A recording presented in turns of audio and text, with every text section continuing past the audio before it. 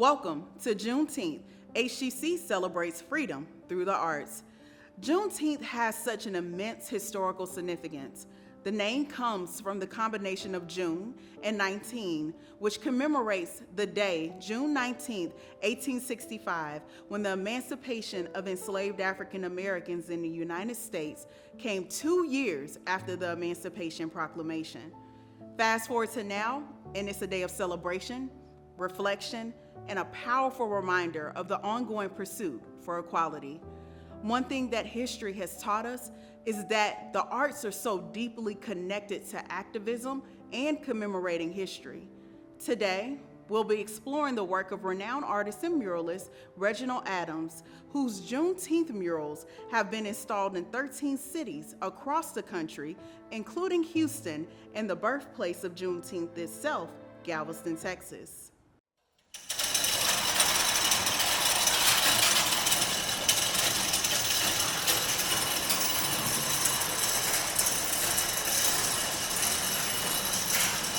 Well, I'd like to say I'm the little boy who loved to draw, who never grew up.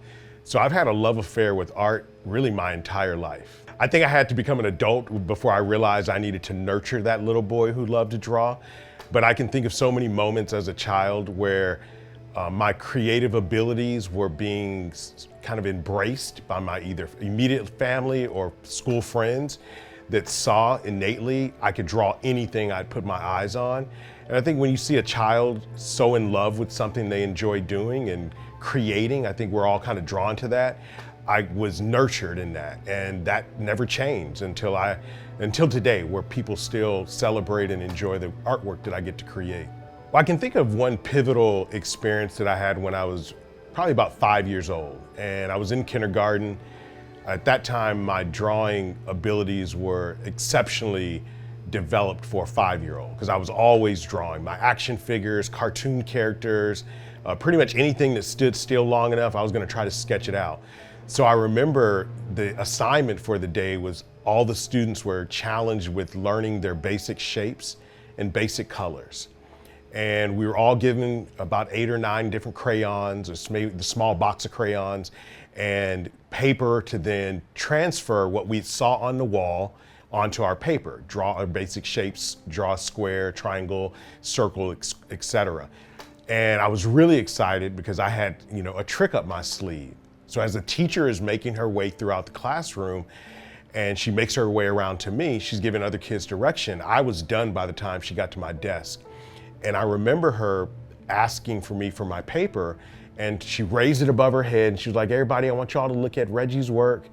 And then she begins to tear my paper into pieces, and I'm devastated. She then takes my crayons and she crushes them, and all the other kids are kind of like, what's going on? And it was a very riveting moment. But then she then tells the students the reason why she destroyed my work and that I needed to start over was because I did not follow direction. I didn't do exactly what was asked. What did I do? I took my square and I turned it into a cube. I took you can draw a square and connect the ends. I took my rectangle and made a prism. I made my triangle into a pyramid and shaded, used the crayon to shade the sides. I took the circle and made a sphere. And I recognized, even though it wasn't exactly what she asked for, I hadn't done anything wrong. And so I recognized even then as a child, there will be people who are going to project onto you their own insecurity, doubt, inhibitions, and that has not stopped happening, but I'm much more sharper on catching those Crayola crushers in our lives. Well, when I got to Houston in the early 90s, one of my first major commissions was to honor late Congressman Mickey Leland. And I was one of a team of 6 artists that was commissioned to design what was an acre of land once his old congressional office in the Kashmir Gardens neighborhood. We were to turn this into a landmark honoring his legacy. So very early, my work became rooted in raising the voices of unsung fallen heroes, Black icons, early. And I found myself following in similar work over the course of the years, where I would be invited to paint murals honoring different historical figures in the Black community. And so in 2020, when we were invited to create the mural in Galveston, Texas, the birthplace of Juneteenth, that really kind of solidified my role in knowing that public art was going to be my tool in helping tell the story of Black history, the pursuit of freedom, and ultimately what has now formed the Absolute Equality Juneteenth Mural Project. To be able to see that your artwork is speaking to such, one, a broad audience, because when you put public art in the public realm, when you paint a mural on the side of a school or a building or a park, no matter who you are, you get access and exposure. And so while some may try to ban a book, you can't ban public art. You can't ban the stories that come in public art. And I've learned the value of, as an artist, to have that type of platform. So when I started thinking about what do I want to put into my messaging, because I have such an outward platform, the story of my culture, the story of the fight for freedom became even more important. And so to be able to do this kind of work in the public realm is critically important, especially as we see a lot of voices and histories being erased, being diminished, and sometimes just ignored. And being able to put that history into the public setting in such an outward way is very important to me. There's so much information that's out here right now. We're living in this like intensely digital, infused, social media driven society. And it's hard to know what's true. It's hard to know what's factual. And as a Black American, as an African American, a lot of the media that portrays people that look like me isn't positive by and large. And so to be able to tell the stories of folks, ancestors, others who have fought for freedoms that I get to enjoy, the privileges that I get to appreciate as an artist, to do what I do, to make a living off of my creativity, I know it's part of my responsibility back to them, back to the efforts that they've made to paint these stories of people that look like me doing positive things. And to be able to do it in such an outward, open, public setting, I hope only inspires young people to know that they're more than what they may be told or they may be shown they are in mass media. For someone who may be completely unfamiliar with Juneteenth, what I hope these murals do is start a conversation. Perhaps open a door to learn about perhaps somebody in the mural. Maybe it's a historical figure, maybe it's a setting in one of these murals, so that that individual may be able to expand their own understanding of moments in time in American history that oftentimes are never really taught or maybe even spoken about. And we hope that each mural creates that type of conversation, new dialogue within those communities, so people can really understand it wasn't just about a day that something happened, but really about this era of time where we move from a very dark age of enslaving people to this space now where we have these freedoms, but even now that we have them, what are we doing with our freedoms? And I would hope that the murals are inspiring enough to create those types of conversations. I remember when we were in Galveston bringing the mural to life, and there was a team of 6 of us. The mural's at the old Galveston Square, the intersection of Strand and Kempner, right Main Street, Galveston, downtown Galveston. And we were about 90% done with the mural, and it was a beautiful Saturday morning. A lot of folks on the Strand taking pictures and videotaping us painting. Mind you, there's 6 artists in hydraulic lifts basically painting along this giant wall, 5,000 square feet of building canvas. And there was this overwhelming sense of just pride that came over me when I saw these people looking at what we're doing. And I made this connection around 160 years ago, my ancestors were being traded like cargo in the very building that I'm painting their story of liberation. I would have been their wildest imagination. I would have been their craziest dream, that in the future, a Black artist would be compensated to paint their story on the same building they were being traded. And so I'll never forget that. It becomes a driver for me, a motivator, that I'm not doing this for Reginald's portfolio or for the media attention, which is great and it's beautiful and my mom loves it. But this is really to inspire other children so that they could see themselves and understand the greatness of their own culture, the greatness within themselves, and hopefully not be afraid to pursue their own dreams. And that moment reminds me that I cannot give up, no matter how hard it becomes, in telling these stories. But before we get to how Adams' work is telling the story of Juneteenth, we'll be traveling to Galveston, Texas, where the story of Juneteenth unfolded in 1865. When I grow up, I want to work in a lab to build robots. From classroom to career, we're with you every step. Register for real-world education at hccs.edu. This is my house. My parents helped build it. I can play, I can study, I can be safe with my family. This is my house. Visit habitat.org to find out how you can help more kids like me.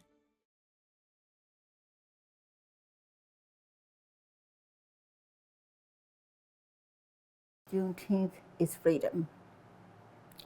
And while there were challenging times,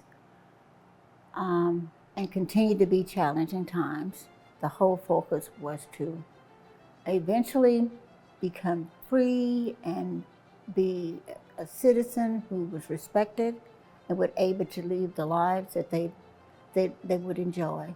Freedom means having all the rights and privileges of every American in the United States. And if you actually, there are two words in the orders that was issued in Galveston: absolute equality. Now, I would say no country is perfect, but those two words spell out what I guess you would say was promised. So a lot of people would argue that absolute equality is something that is just not our lived experience right now. So in theory, on the books, we have absolute equality, right? Like in writing, we have absolute equality. Those are the two important words in the orders. And in fact, it was placed there on purpose by a General Emory. Gordon Granger didn't write the order. It was written by Emory, a general who was an abolitionist and didn't support slavery, and he made sure those two words were there. So it is a goal, and we know that, let's say the world isn't perfect, we know, but equality to the level of all the Americans should be the focus, and to at least reach the level of everyone else. This is something, there are these pieces, right? Like we know little pieces of it about Juneteenth, especially growing up in Texas. But there's so many things that we just don't know about the history of that specific day, what led up to it.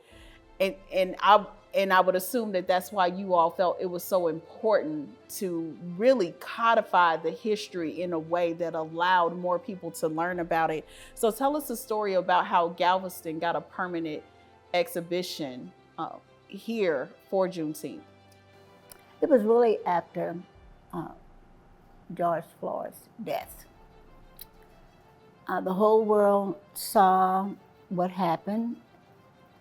And I guess people start thinking about what they've been told, or why they didn't understand it, or what was happening. And eventually, I think they discovered Galveston.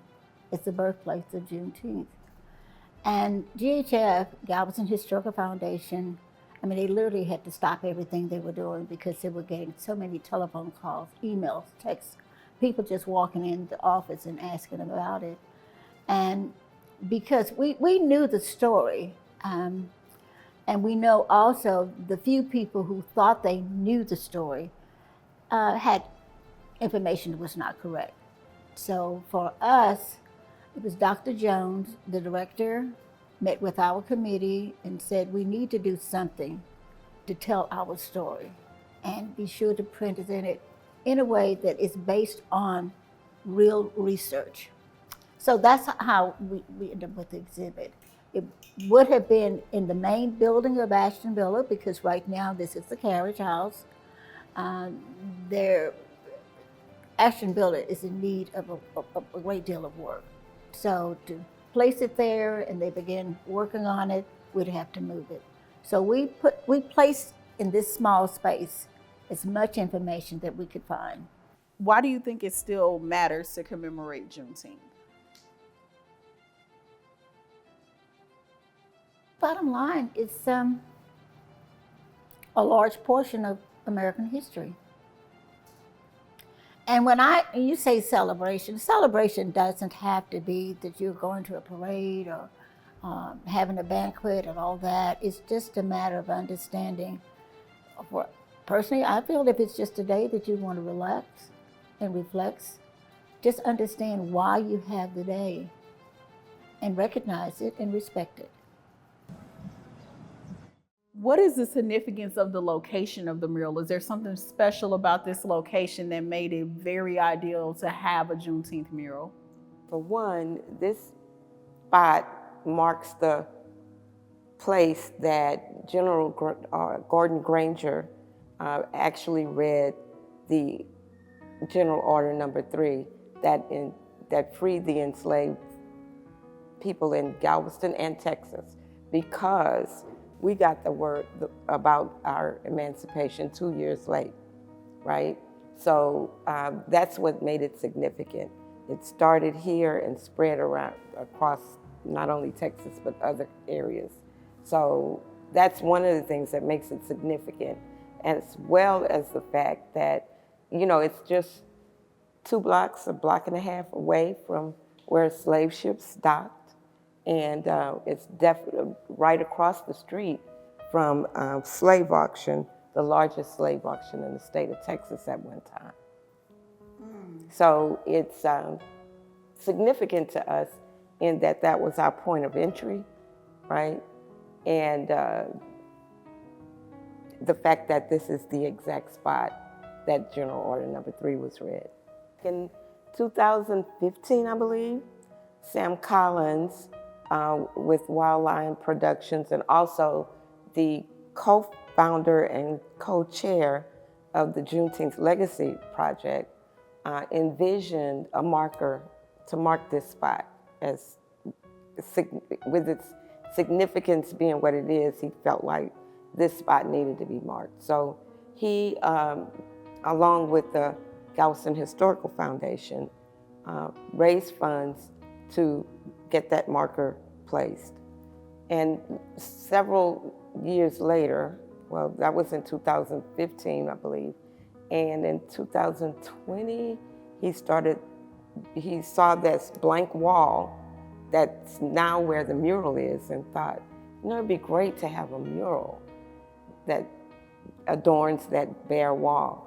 And he went to Sheridan Lorenz and asked if we could use that space to construct a mural, and she agreed, but they did not want to have a 501c3 nonprofit organization, so they needed a fiscal sponsor to help with raising the funds, to be a portal for the funds that came in.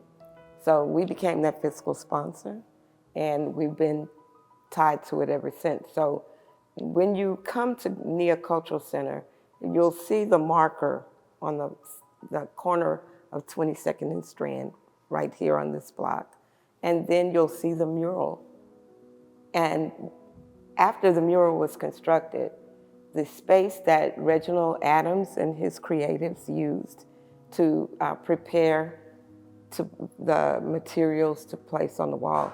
This was their studio. This current site that we now have our art gallery was the studio, right? And so he asked if we could use this spot for that, and we have now been here for 3 years. The Juneteenth Legacy Project, what is the background on that project, and what does it focus on? The Juneteenth Legacy Project was formed in the fall of 2020 with co-chair Sheridan Lorenz.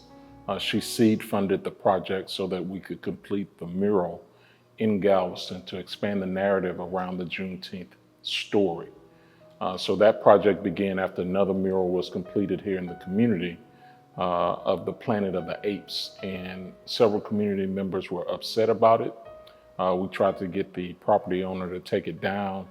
When he would not, I started looking for a larger wall to do a new mural that was more positive.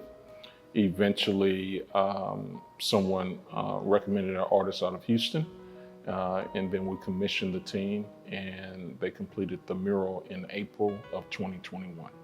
And what is the Juneteenth Legacy Project? The Juneteenth Legacy Project was organized in the fall of 2020 to complete a mural project here in Galveston at the southwest corner of 22nd and Strand, one of the most historic corners in the history of not only Galveston, Texas, but American history and world history, where General Order Number 3 was issued on June 19, 1865. So the project was started to expand the narrative around the Juneteenth story to tell a more complete story. And what attracted you all to, now this location in of itself was very important to tell Juneteenth's story, but what attracted you all to partner specifically with Neocultural Center? Well, the Neocultural Center is a longtime nonprofit in the community, organized in 1992, led by Ms. Sue Johnson, the executive director. So after the unfortunate murder of George Floyd, there were a lot of new nonprofits that popped up. Many of them were sucking the air out of the room and the resources of new donations. But we wanted to partner with an existing organization so that we could help them to elevate their organization in the community. So instead of competing for those dollars, we partnered with the Neocultural Center and Ms. Sue Johnson. Take us back to the unveiling of the mural and what it meant for it to be installed 3 days before Juneteenth became a federal holiday. It actually was completed in April of 2021.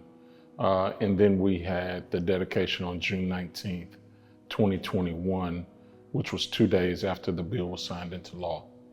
So being on the southwest corner of 22nd and Strand, where the Juneteenth story began. So Juneteenth has kind of grown up, went to college, traveled the world, worked all around, but the birthplace of Juneteenth is Galveston, Texas, and that began on the southwest corner of 22nd and Strand in the Osterman building. So to have the community come out and see the unveiling of a more inclusive narrative of the Juneteenth story. Well, the Juneteenth Legacy Project is the mural. It started the project. I mean, this is a Galveston, it was the genesis of the work that is being done to tell the story all over the country. As I said, Galveston is the birthplace of Juneteenth. People read about Juneteenth, they watch videos on Juneteenth, but I often say it's like reading about swimming or watching a video on swimming. At some point, you have to get in the water. So when you come to Galveston, you're in the Juneteenth water. You're immersed in the story. You walk by the historic locations of the port, of the southwest corner of 22nd and Strand, of the other locations in the city. And what we hope individuals do is they leave inspired. It's not that we're trying to pass the torch to another individual or another group, but we're trying to take our torch and light the torch of others so that the room becomes brighter and that light drives out darkness and ignorance. So the work to use art, technology, historians, teachers, community organizers like Ms. Sue Johnson, parents, children, adults. All of that is a piece of the puzzle or mosaic that creates an imagery of inclusiveness and equality for all. So we hope the Juneteenth Legacy Project inspires individuals to do the work to become more knowledgeable, to do the work to be more light, and to do the work to teach the full history and not just the limited history that we've been given. And so much about Juneteenth and celebrating the past kind of frames freedom as a final destination, right? But the story of freedom is not over. What does freedom mean to you? Freedom is not an individual stage or state of being. Throughout your life, you're going to grow, you're going to enter different stages, and what represents freedom to you at 5 years old is different at 15. I'm dealing with a teenager right now. So, and then 25, 30, 50, 80, and 100. At the end of our lives, freedom is being free from the things that have held us and restricted us in our body, right? Spiritually. But for me, freedom is being able to live your life on your terms without restrictions by others, right? And being comfortable with even freeing yourself from the bondage in your mind of the things that you have allowed to limit you. Life is limitless, and I believe that we should pursue those things and pursue that freedom even past what we consider our existence in these spaces, in these bodies. After visiting Galveston, I had to have Reginald back to talk more about the impact his art is making in the community. At HCC, your dreams are within reach. When I grow up, I want to work at the hospital. When I grow up, I want to work in a lab to build robots. When I grow up, I want to work at a school and be a teacher. From classroom to career, we're with you every step. Register for real-world education at hccs.edu. So happy to have you here. Now, everything has come full circle. We have visited your installations in Galveston and Emancipation Park. We visited the Juneteenth Museum out in Galveston, as well as Neocultural Center, where your Juneteenth mural in Galveston is. And this is really what we wanted to do, is to see how art can help tell the story of history. So pleased to have you with us today. Thank you for the opportunity for me to share a little more about Juneteenth and the murals. What was really important about the work that we created in Galveston, which is the birthplace of Juneteenth, was really connecting with local historians, community leaders. So I just didn't work from my own limited knowledge and understanding, but it was in that deep dive into the history of Galveston and its role in this now national holiday, where we began to understand all the nuances, the parts that Estevanico played in 1528 when he arrived in Galveston, the role that Major Granger played in announcing the general orders, but also being accompanied by literally thousands of Black Union soldiers. That's information that we don't typically hear about when we talk about Juneteenth, but became really important in this visual narrative that now makes up this massive 5,000 square foot mural that folks can see if they get to Galveston at 22nd and Strand Street.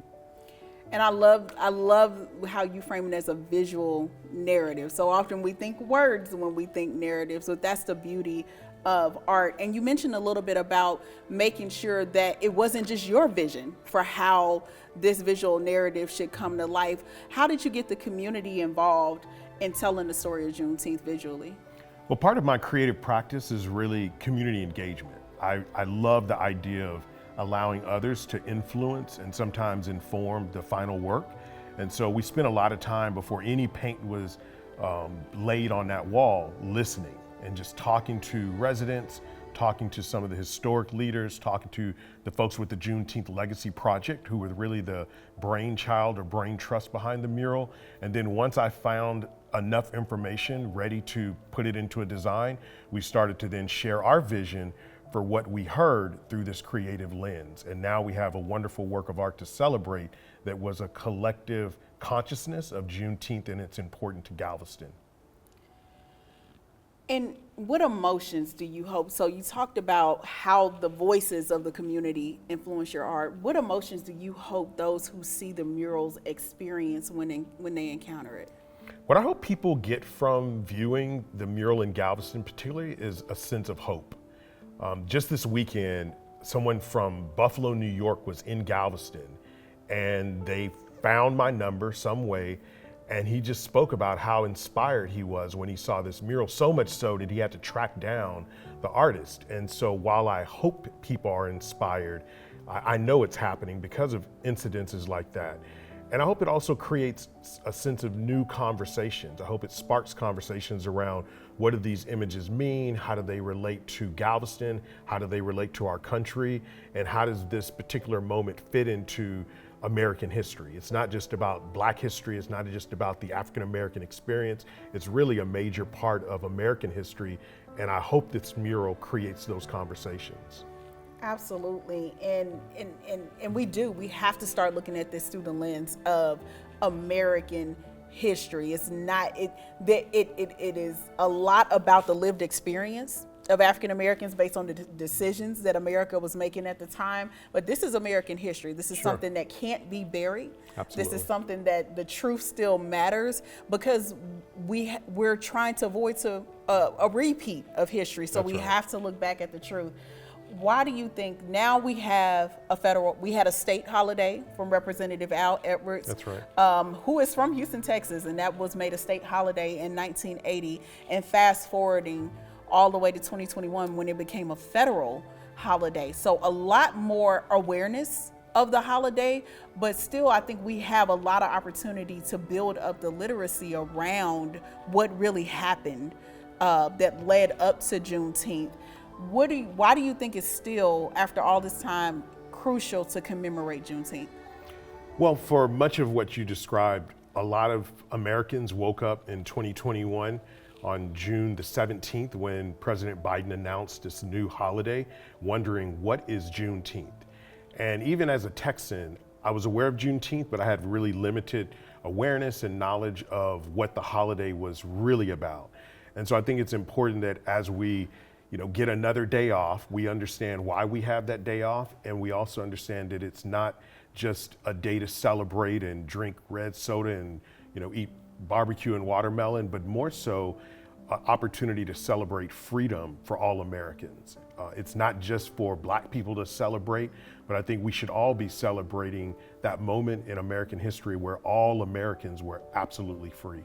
And right now, a lot of people, where they start, they're in pursuit of knowledge, right? Like we said, Yes. we knew a little bit about Juneteenth, but a lot of people not from the South may not have been from places that have moved here and not heard about the holiday. So a lot of people are in pursuit of knowledge. And to your point around, this is more than a holiday. Your murals give people the opportunity to have something to do specifically to commemorate the holiday in that day. So you have 13 murals across the country. Yes. What are those cities? So for those who are watching, there are a lot of opportunities to be able to experience the artwork.